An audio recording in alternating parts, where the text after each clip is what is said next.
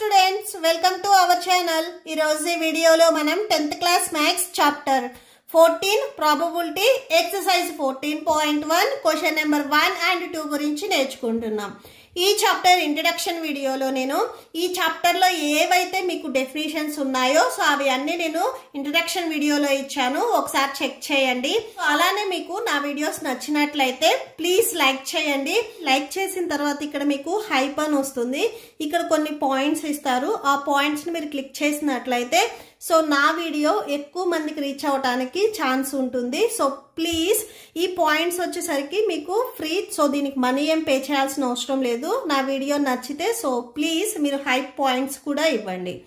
So question చూడండి, complete the following statements. First bit, probability of an event E, probability of the event not E. అంటే P of E, P of not E. So ఇవి రెండు దేనికి equal అవుతాయి అని అడుగుతున్నారు. So నేను already previous problems లో చెప్పాను. సపోజ్ మీరు ఒక ఎగ్జాంపుల్ తీసుకున్నట్లయితే రవి అండ్ రాజు ఇద్దరు రన్ చేస్తున్నారు.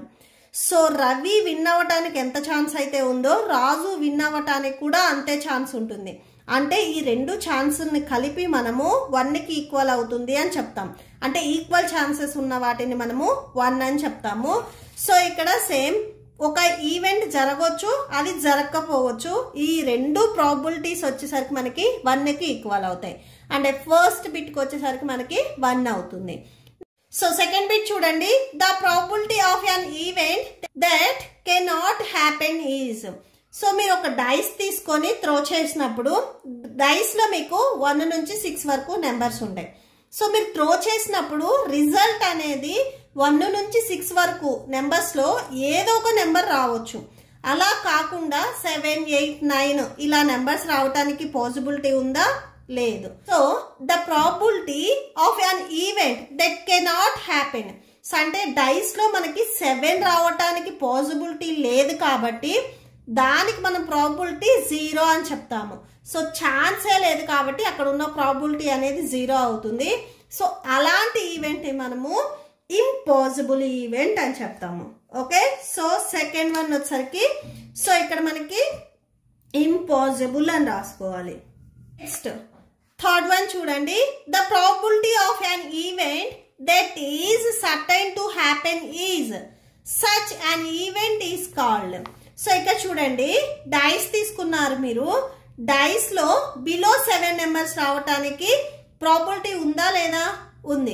సో ఇక్కడ మీకు డైస్ లో చూసినట్లయితే సో 1 నుంచి 6 వరకు నెంబర్స్ ఉంటాయి.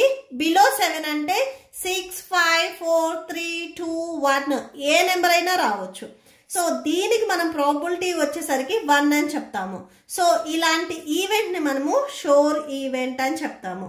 Okay, so next fourth one, the sum of the probabilities of all the elementary events of an experiment is. So ఏదైతే ఒక ఈవెంట్ ఉందో ఆ ఈవెంట్ లో వచ్చిన ఎక్స్పెరిమెంట్స్ మొత్తాన్ని మీరు యాడ్ చేసినట్లయితే ఆ ప్రాబిలిటీ దేనికి ఈక్వల్ అవుతుంది అని అడిగారు. సో 1కి ఈక్వల్ అవుతుంది.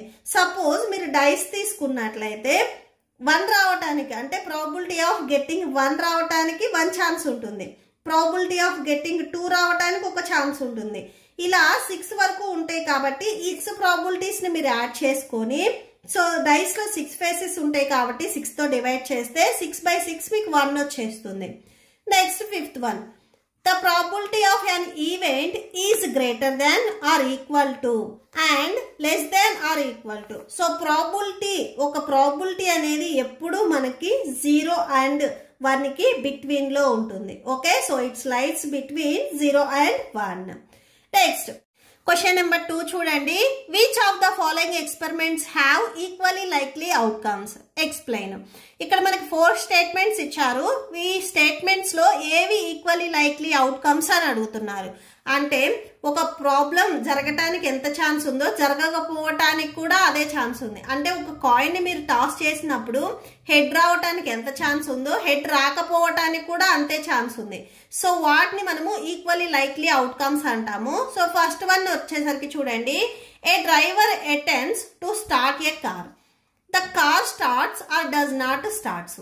డ్రైవర్ కార్ స్టార్ట్ చేసినప్పుడు అది స్టార్ట్ అవ్వచ్చు, అవ్వకపోవచ్చు. Suppose normal car, a defective లేని కార్ అనుకోండి, కార్ స్టార్ట్ అవుతుంది.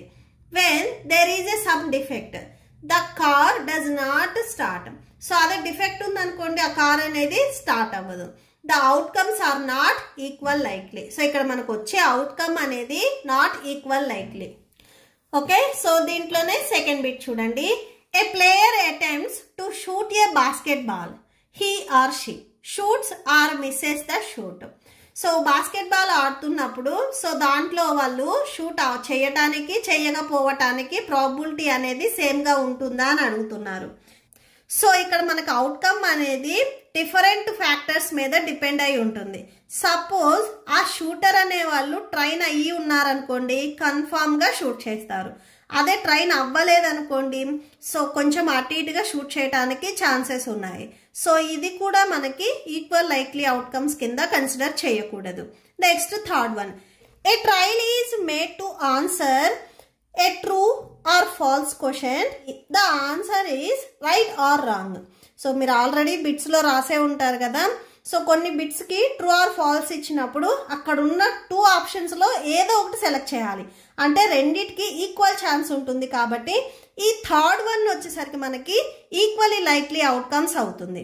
Next fourth one, a baby is born, it is a boy or girl. So baby born అయినప్పుడు బాయ్ అవ్వటానికి ఎంత ఛాన్స్ అయితే ఉందో గర్ల్ అవ్వటానికి కూడా అంతే ఛాన్స్ ఉంది. అంటే ఈక్వల్ ఛాన్సెస్ ఉన్నాయి కాబట్టి సో మీకు third one and fourth one ఏవైతే ఉన్నాయో సో ఇవి మనకి ఈక్వల్ లైక్లీ అవుట్కమ్స్ అవుతాయి. Okay, so that's it.